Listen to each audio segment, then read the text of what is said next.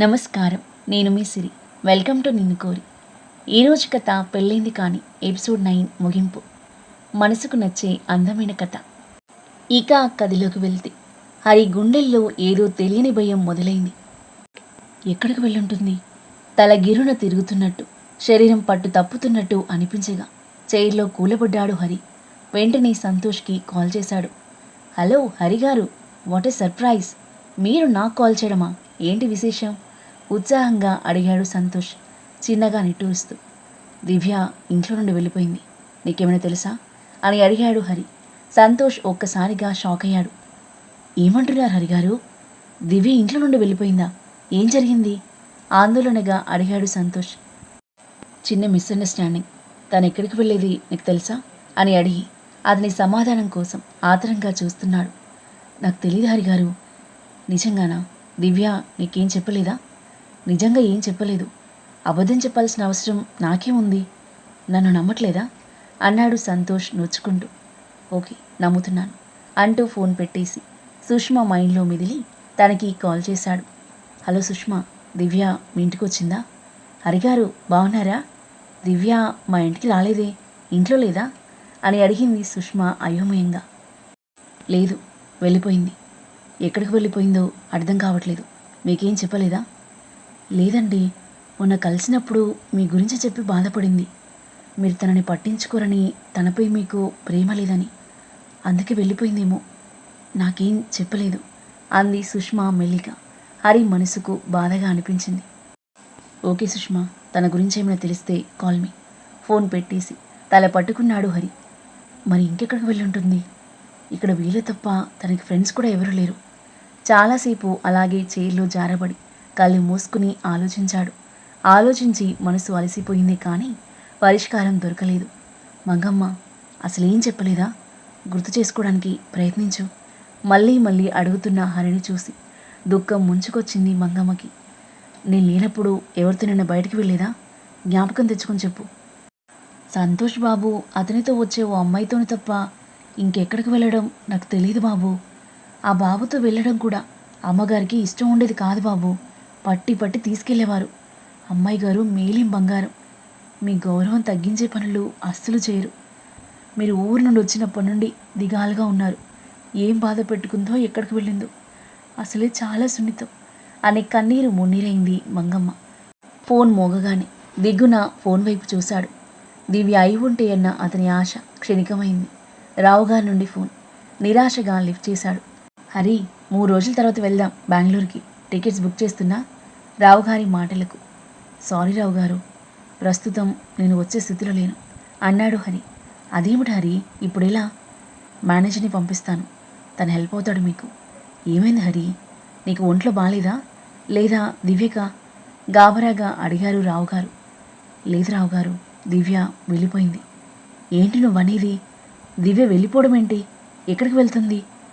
అదే తెలియడం లేదు. తను వచ్చేదాకా నేను ఏ పని చేయలేను అన్నాడు హరి బాధగా. నువ్వేం టెన్షన్ పడకు హరి, దివ్యని వదిలి ఉండలేదు. జర్నీ వాయిదా వేద్దాం. ముందు సంగతి చూడు. తన గురించి తెలియగానే నాకు ఫోన్ చేసి చెప్పు అంటూ డల్గా ఫోన్ పెట్టేశారు రావుగారు. హరికి కాళ్ళు చేతులు ఆడడం లేదు. మైండ్ అంతా మొద్దు బారినట్టుగా అయిపోయింది. బాధగా లేచి దివ్య గదిలోకి వెళ్ళాడు. బెడ్ మీద ఆమె ఫోన్ కనిపించేసరికి డల్గా బెడ్పై కూలబడ్డాడు. బెడ్ మీద దిండు కింద నోట్ కనిపించింది. వణుకుతున్న చేతులతో దాన్ని తీసుకుని చూశాడు. హరి, జరిగిందంతా మర్చిపో. నేను నీకు అవసరం లేదు, కానీ నేను నీకు దూరంగా ఉండలేను. అందుకే వెళ్ళిపోతున్నాను.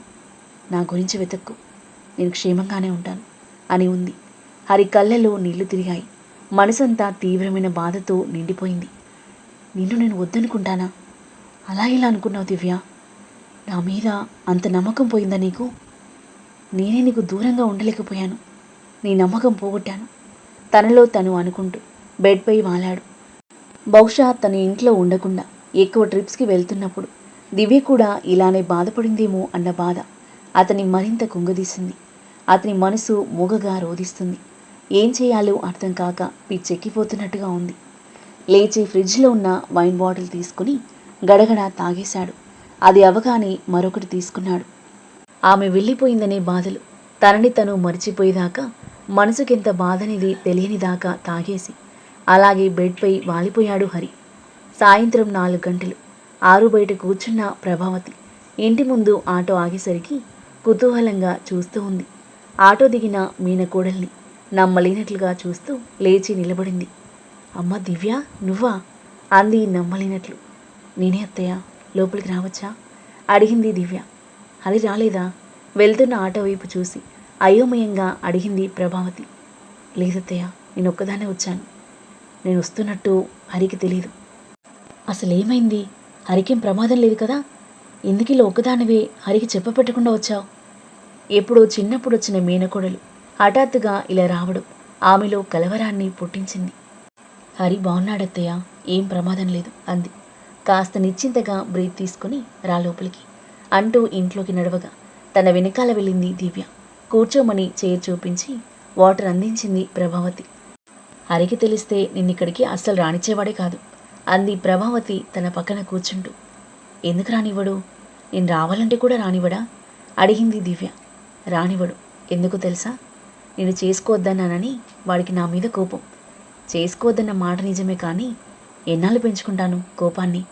మొన్నొచ్చినప్పుడు కూడా చెప్పాను ఓసారి నిన్ను తీసుకురమ్మని. ఏమన్నాడు? అడిగింది దివ్య కుతూహలంగా. నువ్వు దివ్య మనసు కష్టపెడతావు, అది నేను సహించలేను అన్నాడు. నేను హరితో ఉండకూడదని వచ్చేశాను అంది దివ్య. వింతగా చూసింది ప్రభావతి. ఇది మరీ బాగుంది. అలాంటప్పుడు హరి ఇంటికి వచ్చి ఉండకూడదని తెలీదా? చూడు దివ్య, మీరిద్దరు ఏం గొడవ పెట్టుకున్నారో నాకు తెలీదు, కానీ గుమ్మంలోకి వచ్చిన నిన్ను ఆదరించడం నా బాధ్యత అనుకుంటున్నాను. పద, హరి గది ఖాళీగానే ఉంది. కాస్త స్నానం చేసిరా, మాట్లాడుకోవచ్చు. చాలా అలసిపోయినట్టున్నావు అంటూ ప్రభావతి లేచి హరి రూమ్ డోర్ ఓపెన్ చేసింది. ఇదే వాడి గది, వెళ్ళి స్నానం చేసిరా. చిన్నగా తలాడించి లోపలికి వెళ్ళింది దివ్య. ఒకసారి గదంతా పరీక్షగా చూసింది. మేనమామ చనిపోయినప్పుడు తన ఇంటర్లో ఉన్నప్పుడు ఆ ఇంటికి వచ్చింది. ఆ తర్వాత మళ్ళీ ఇదే రావడం. అప్పుడు చాలా చిన్న ఇల్లు, ఇప్పుడు అదే ప్లేస్లో పెద్ద ఇల్లు కట్టాడు హరి. అతని రూమ్ కూడా విశాలంగా మోడర్న్ లుక్లు, సొగసైన ఫర్నిచర్తో ఉంది. చిన్నగా నిట్టూర్చి బ్యాగ్లో డ్రెస్ తీసుకుని వెళ్ళి బాత్ చేసి డ్రెస్అప్ అయి ప్రభావతి దగ్గరకొచ్చింది. అప్పటికే ముగ్గురు పక్కింటి వాళ్ళు ప్రభావతితో చేరి కబుర్లు చెబుతున్నారు. కోడలు వచ్చిందటగా అంటూ దివ్య రాగానే తన వైపు చూశారు. అబ్బో ప్రభావతమ్మ, నీ కోడలు అచ్చు నీ పోలికే అంది వారిలో ఒక ఆవిడ చిన్నగా నవ్వి. ఇప్పుడే వచ్చింది అంటూ వారిని పంపి కాఫీ పట్టుకుని గదిలోకి దారి తీసింది ప్రభావతి. నలుగురి మధ్య ఇంటి గుట్టు బయటపడడం ఆమెకి ఇష్టం లేదు. దివ్య కాఫీ తాగడం అయ్యాక, చెప్పు, ఏం జరిగింది? వాడితో చెప్పకుండా ఎందుకొచ్చావు ఇక్కడికి అని అడిగింది ప్రభావతి మెల్లిగా. ఇక్కడ ఉంటారని బావ అనుకోడని ధైర్యంగా వచ్చాను. నువ్వు రానివ్వవేమో అని కాస్త భయము ఉంది, కానీ ఏం చేయను, నాకింకా ఎవరూ లేరుగా. దివ్య మాటలకు ప్రభావతి కళ్ళలో నీళ్లు తిరిగాయి. పిచ్చిదానా, ఎందుకు రానివ్వను? కోడలిగా కాకపోతే అన్న కూతురిగా అయినా నేను రాణిస్తాను. ఏం జరిగిందో మొహమాట పడకుండా చెప్పు. నీకిప్పుడు అత్తనైనా తల్లినైనా నేనే. దివ్య తల మీద చేయి వేసి ఆప్యాయంగా అడిగింది. కొన్ని క్షణాలు మౌనం వహించి జరిగింది చెప్పడం మొదలుపెట్టింది దివ్య. బావ నన్ను ఇష్టంతో పెళ్లి చేసుకోలేదత్తయ్య. కేవలం సమాజంలో ఒక భార్యగా చెప్పుకోవడానికి చేసుకున్నాడు. సంవత్సరం దాటింది. ఇద్దరం ఒకే ఇంట్లో ఉన్న వేరువేరు గదుల్లో ఉంటున్నాం. తనకి ఇంట్లో ఉండడం ఇష్టం ఉండదు. ఎప్పుడు బిజినెస్ అంటూ తిరుగుతూనే ఉంటారు. నా మీద ఇష్టం లేకనే. నేను మాత్రం ఎన్ని రోజులని భరించగలను? అంత కష్టంగా కలిసి ఉండడం ఎందుకు? విడిపోవడమే బెటర్ అనిపిస్తుంది నాకు. షాక్ అయిపోయింది ప్రభావతి. ఏం మాట్లాడుతున్నావు దివ్య? విడిపోవడం ఏంటి? నీకు పిచ్చిగానే పట్టలేదు కదా? కసిరారామి. నేనంటే బావకి ఇష్టం లేదు, ఇక నేనెలా ఉండగలను? ఇష్టం లేదని హరి అన్నాడా? ఇష్టం లేని మొగాడు ఇన్నాళ్ళు ఓపిక పడతాడా?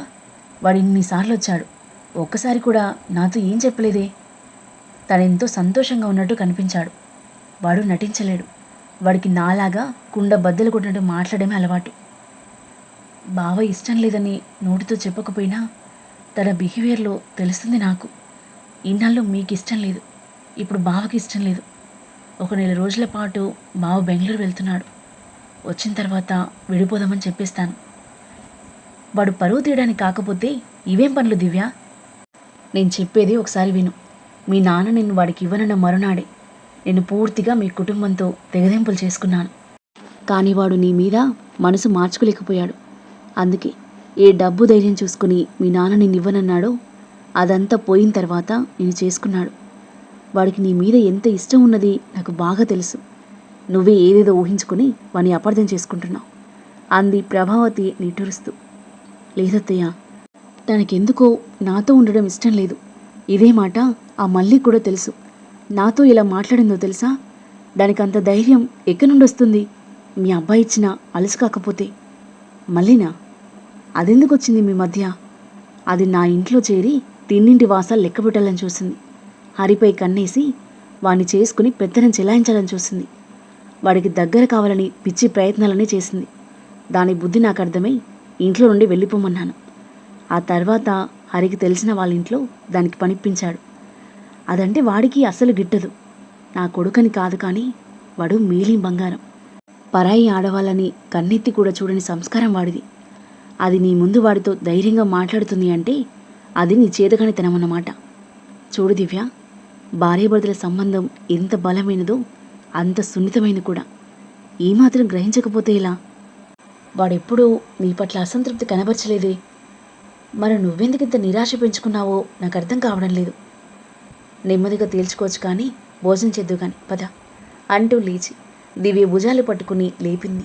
ఆప్యాయమైన ఆమె స్పర్శకి ఎక్కడా లేని దుఃఖం పొంగుకొచ్చింది దివ్యకి. తనని హత్తుకుని బోరున ఏడ్చింది.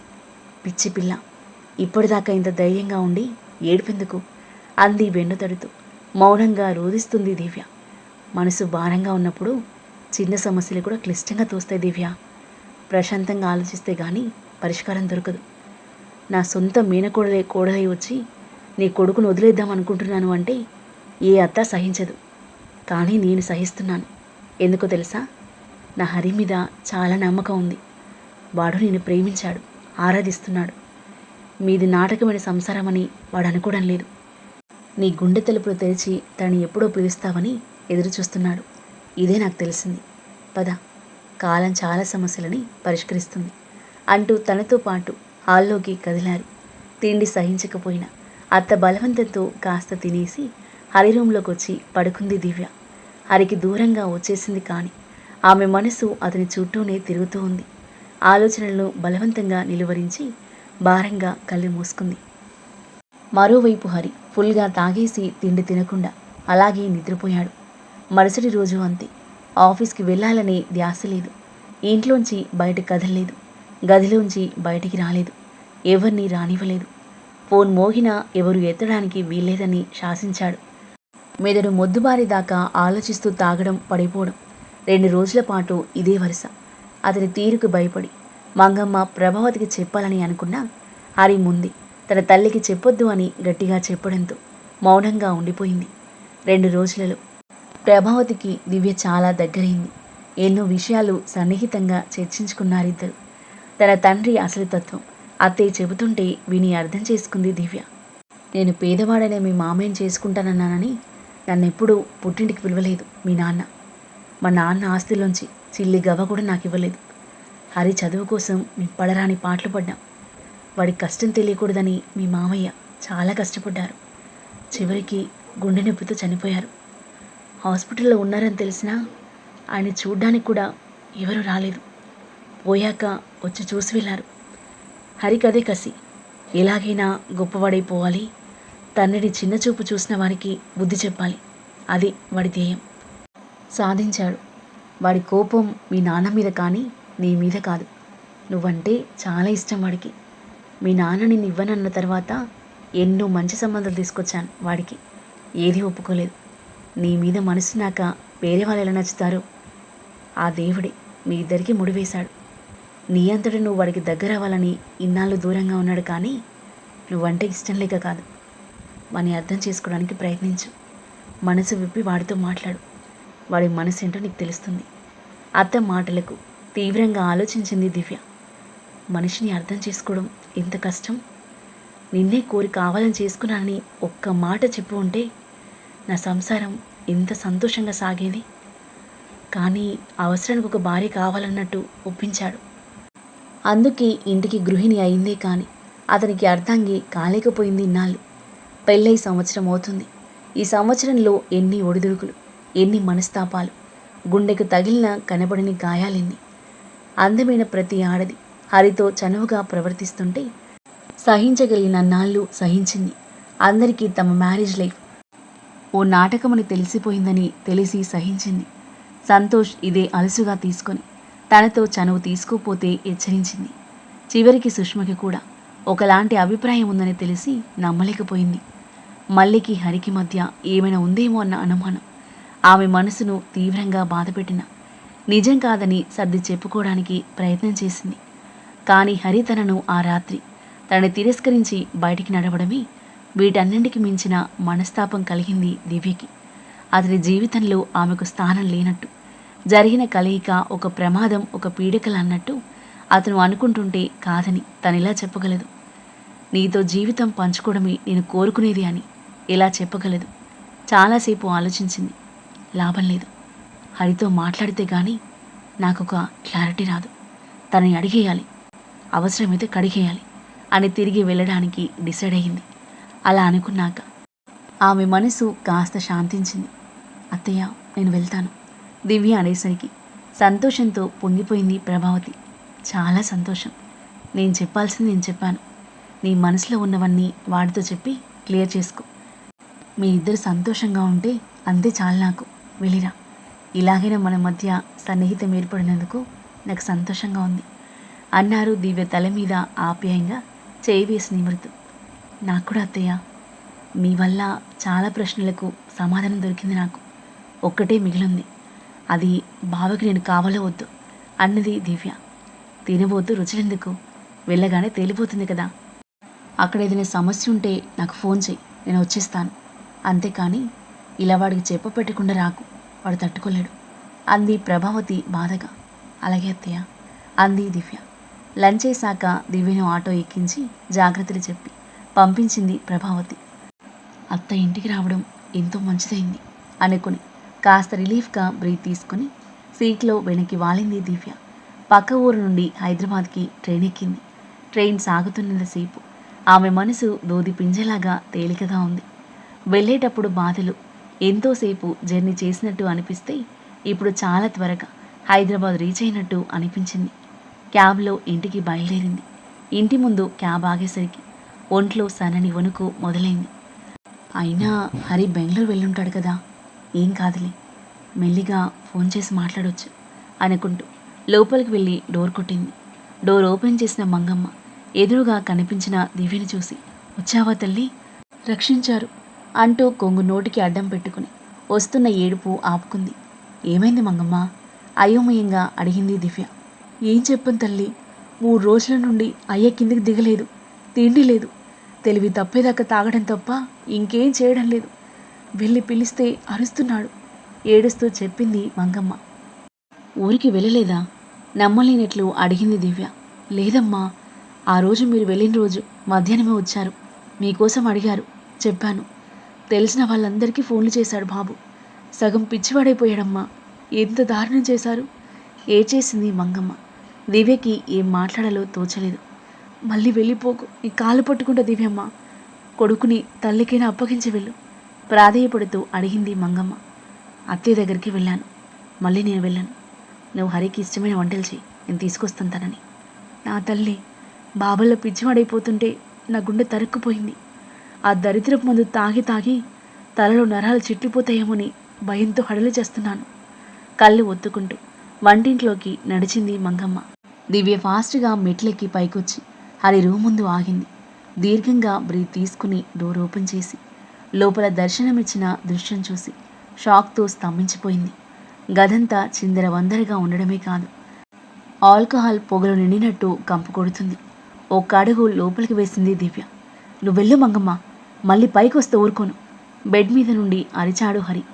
దిండు తల మీద గట్టిగా అదిమి పెట్టుకున్నాడు. అతని వాలకం చూసి హడలిపోయింది దివ్య. గుండెల మీద చేయి వేసి భయాన్ని అణగదొక్కి కొంగుదీసి నడుం దగ్గరగా గట్టిగా దోపుతూ ముందుకెళ్ళి విండోస్ తెరిచింది. కాస్త మంచి గాలి లోపలికి రావాలని. ఆ వెలుగులో చూసింది హరిని. బెడ్పై అడ్డంగా పడుకుని ఉన్నాడు, ముఖాన తలగడతో. ఆ స్థితిలో అతన్ని చూసి దివ్య ప్రాణం చివుక్కుమంది. కళ్ళల్లో నీళ్లు గిరున తిరిగాయి. వెళ్ళిపోమంటే నీ కాదు, నాకేం వద్దు అంటూ దిండు పక్కకి పడేస్తూ నేనేం తిననని చెప్పాను కదా అంటూ చటుక్కున ఆగిపోయాడు. ఆ క్షణంలో అతని కళ్ళకి దివ్య నీడలాగా కనిపించింది. నమ్మలేనట్లు కళ్ళు గట్టిగా నలుపుకొని మళ్ళీ చూశాడు. మై గాడ్, నాకేమైంది? నా కళ్ళకేమేమో కనిపిస్తుందేమిటి అని అంటున్న అతన్ని బాధగా చూస్తూ బెడ్ దగ్గరికి అడుగులు వేసింది దివ్య. నీకేం దయ్యం భూతం కనబడం లేదు హరి, నేనే. ఏంటి అవతారం? ఎన్నాళ్ళలో ఉందామని గంభీరంగా అడిగింది. ఖాళీ సీసాలు, సిగరెట్ ముక్కలు, నలిగిన దుప్పట్లు. హరి కళ్ళు చింత నిప్పులా ఉన్నాయి. తలంతా చిందరవందరగా ఉంది. కళ్ళు తిన్నగా చూడలేకపోతున్నాయి.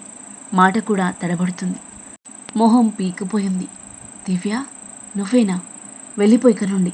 నాకెవరూ వద్దు, నేను ఎవరికి వద్దు, వెళ్ళిపో అని తిరిగి పడుకుని కణతలు రెండు చేతితో గట్టిగా నొక్కుంటున్నాడు. దివ్య ఏం మాట్లాడలేదు. కింద పడి ఉన్న ఖాళీ వైన్ బాటిల్స్, తాగిన సిగరెట్ డస్ట్బిన్లో వేసి పనిలో నిమగ్నమైంది. మళ్ళీ ఓసారి హరికేసి చూసింది. కిటికీలు మూస్తావా లేదా? నా కళ్ళు పగిలేలా ఉన్నాయి. దయచేసి నా స్థితిని చూసిన సంగతి మర్చిపో, హాయిగా వెళ్ళిపో అని కోపంగా అరిచాడు. నేను వెళ్ళను, వెళ్ళడానికి రాలేదు. లేస్తే మంచం మీద దుప్పట్లు మారుస్తాను అంటూ దగ్గరకొచ్చి నిలబడింది అతన్ని చూస్తూ. దివ్య, ఏం చేస్తున్నావు నువ్వు? ఏంటిదంతా? ఇబ్బందిగా లేచి బెడ్ మీద కూర్చుంటూ అడిగాడు. నువ్వేం చేస్తున్నావు? బెంగళూరుకి వెళ్ళుంటావు అనుకున్నాను కోపంగా అంది. ఎక్కడికి వెళ్ళిపోయావు? ఆమె చెయ్యి అందుకుని బెడ్ మీదకి లాగాడు. దివ్య బెడ్ మీద కూలబడుతూ, నిజం చెప్పనా? నమ్ముతావా అని అడిగింది అతని కళ్ళలోకి చూస్తూ. చెప్పు, నువ్వేం చెప్పినా నమ్ముతాను అన్నాడు. నేను అత్తయ్య దగ్గరికి వెళ్ళాను నెమ్మదిగా అంది. నమ్మలేనట్లుగా ఆమె మొహంలోకి చూశాడు. అవును అన్నట్టు తలూపింది. మా అమ్మ దగ్గరికి వెళ్ళున్నావా? నిజమా? నిజంగానే అత్తయ్య దగ్గరికి వెళ్ళాను. కానీ ముందు నువ్వు లేచి స్నానం చెయ్యి. ఇలా ఉన్నావు చూడు. ఈ స్మెల్ భరించడం నా వల్ల కాదు. అతని చేయి పట్టి లాగుతూ అంది దివ్య. నేను లేవను. ముందు నువ్వెందుకు వెళ్ళావో చెప్పు అని అడిగాడు. స్నానం చేసి వచ్చాక చెప్తాను, ముందు. మెల్లిగా బెడ్ దిగాడు హరి. కానీ కాళ్ళు నిలబడలేదు. ఆమె చేయి అందించింది దివ్య. ఆమె భుజం చుట్టూ చేయి వేసి గట్టిగా పట్టుకుంటూ, నేను ఇలా బాత్రూంలోకి వెళ్ళాక నువ్వు మళ్ళీ వెళ్ళిపో కదా బాధగా అడిగాడు హరి. దివ్య హృదయం ద్రవించిపోయింది. బావా, అతని నడుం చుట్టూ చేతులు వేసి గట్టిగా కౌగిలించుకుంటూ బోరుమంది. గుండెల్లో గూడు కట్టుకున్న వేదనంతా ఒక్కసారిగా కట్టలు తెంచుకుని కన్నీళ్ల రూపంలో బయటకొచ్చింది. మిక్స్డ్ ఎమోషన్స్తో హరి హృదయం ఉప్పొంగిపోయింది. ఆమెను అలాగే పొదివి పట్టుకున్నాడు. తల వేయి ముక్కలయ్యేలా ఉంది. కళ్ళు కన్నీరు చిమ్ముతున్నాయి. హరి కూడా సైలెంట్గానే ఏడుస్తున్నాడు. బావా, ఇన్నాళ్ళు ఒకరినొకరం హింసించుకున్నది చాలు. ఇక వద్దు బావా. నీకు దూరంగా ఉండడం నా వల్ల కాదు. నువ్వు నాకు ప్రామిస్ చేయి, నన్ను దూరం చేయనని అంటూ వెక్కిళ్ళతో అడిగింది దివ్య. అస్సలు చేయను. నువ్వు నాకు ప్రామిస్ చేయి, ఇంకెప్పుడు నన్ను వదిలి వెళ్ళనని అంటూ గట్టిగా కౌగిలించుకున్నాడు హరి. ప్రామిస్.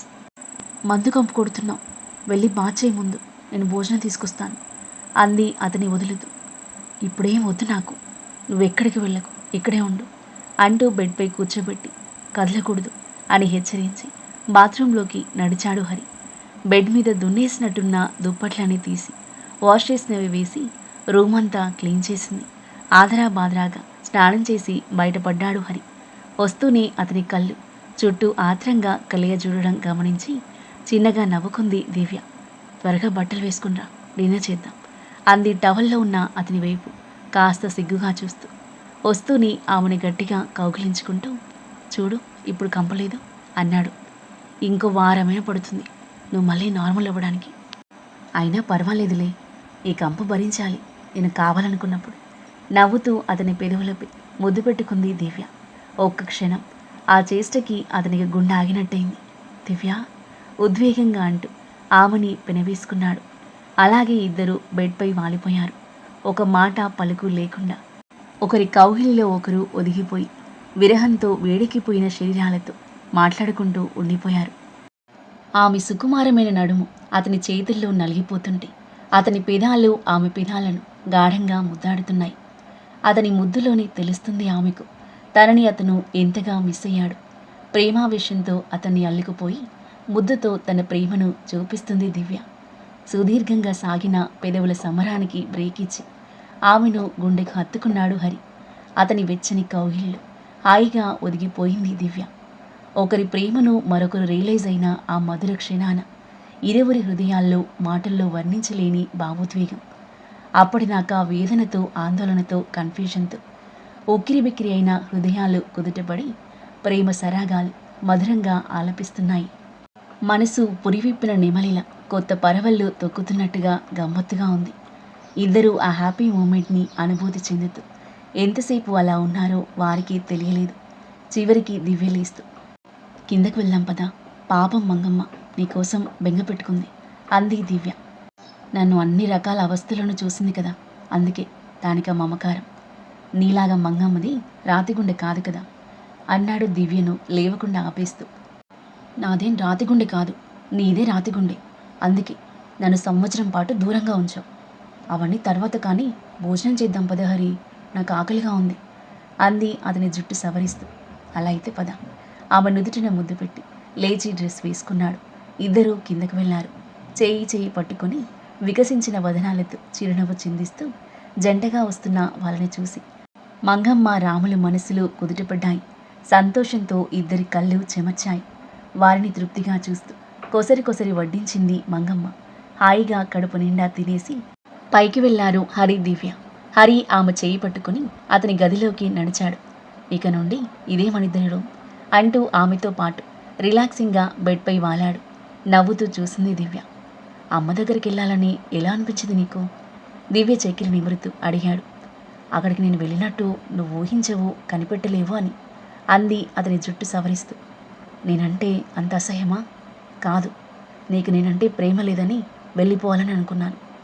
అలా ఎందుకు అనుకున్నావు దివ్య? ఆ రోజు రావుగారింట్లో మన మధ్య జరిగింది పొరపాటు అని అనిపించలేదప్పుడు. కానీ తర్వాత నువ్వు మొహంలోకి చూసి మాట్లాడకపోవడంతో నేను పొరపాటు పడ్డాననుకున్నాను. అందుకే నీకు పీడకలొచ్చి భయపడ్డ రాత్రి నీ దగ్గరే ఉండమన్నా ఉండే ధైర్యం చాలేదు నాకు. లేదు హరి, అది నీ తప్పే ఎందుకవుతుంది? నేను కావాలనుకోబట్టే జరిగింది. కానీ తర్వాత మళ్ళీ రావడం, నువ్వు ముభావంగా ఉండడం, నువ్వు జరిగిన దానికి బాధపడుతున్నావేమో అనుకునేలా చేశాయి. ఆ రాత్రి నన్ను వదిలించుకుని వెళ్ళిపోవడం చూసి అంతేనని ఫిక్స్ అయ్యాను. ఇక నేను చూస్తూ నీ దగ్గరికి రాకుండా ఉండడం అసంభవమని అనుకుని నిర్ణయించుకున్నాను వెళ్ళిపోవాలని. ఈ విషయం నాతో చెప్తే మనిద్దరికీ ఈ నరకం తప్పేది కదా.